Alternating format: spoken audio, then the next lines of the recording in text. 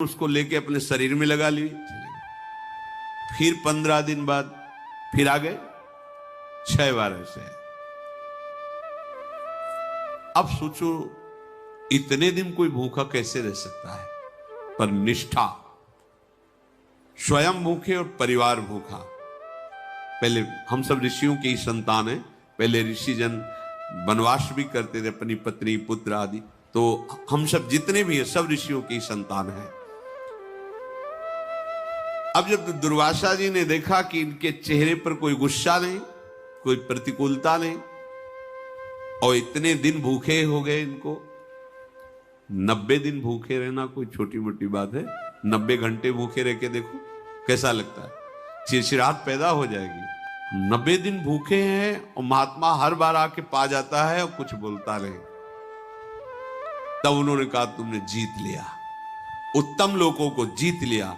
ऐसा दुर्वासा जी कह रहे थे कि एक दिव्य विमान उतरा जिसमें हंस जुटे हुए थे और एक बहुत ही तेजोमय महापुरुष, वो देवदूत बोले, ब्रह्मर्षि ये विमान आपको अपने इस कर्म से प्राप्त हुआ है, आइए इस पर बैठिए और जिस लोक में चाहिए उस लोक के सुख का भोग भोगिए।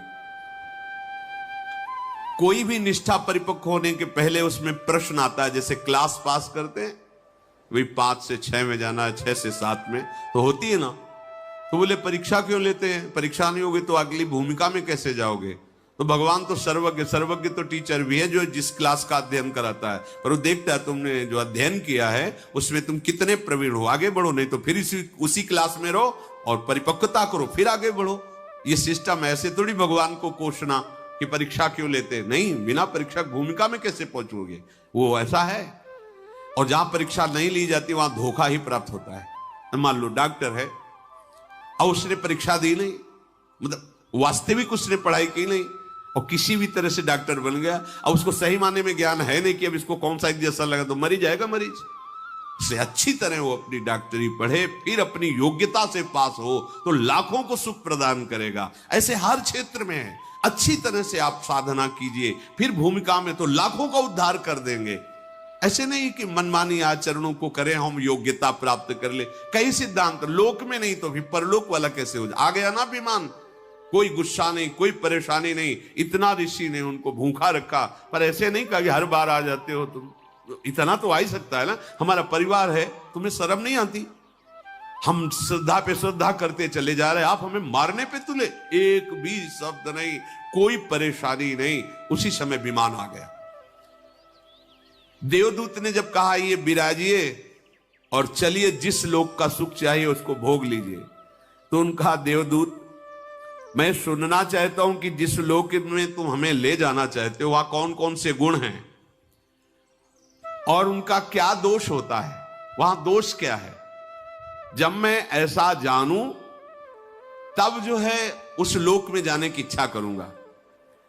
अगर कोई संत पुरुष चल रहा हो उसके पीछे 7 पग चल दे तो उसका बड़ा पुण्य बन जाता है। जैसे कोई महात्मा जा रहा है, आप उनके पीछे पीछे 7 पग चले जा रहे तो बड़ा पुण्य बन गया, क्योंकि 7 पग उनके साथ चले। तो जीवन में जब आपका शरीर छूटेगा तो 7 पग महात्मा का साथ दिया है, अरे बड़े सुकृत का कार्य है। तो तुम मुझे ये उत्तर दीजिए, जब मैं समझूंगा कि ऊपर के लोकों में मुझे क्या प्राप्त होगा फिर मैं जाऊंगा, अन्यथा ऐसे नहीं। तो देवदूत बोला, महर्षि तुम्हारी बुद्धि तो बड़ी उत्तम और सावधान है। सावधान ये, चलो ये भोगो। तो क्या है ये, इसका हमें प्रमाण दीजिए। ऐसे नहीं कि आया बैठ के विमान पे चल दे। उत्तम बुद्धि वही कि जहां ले जाना चाहते हो पहले मुझे परिचय बताइए।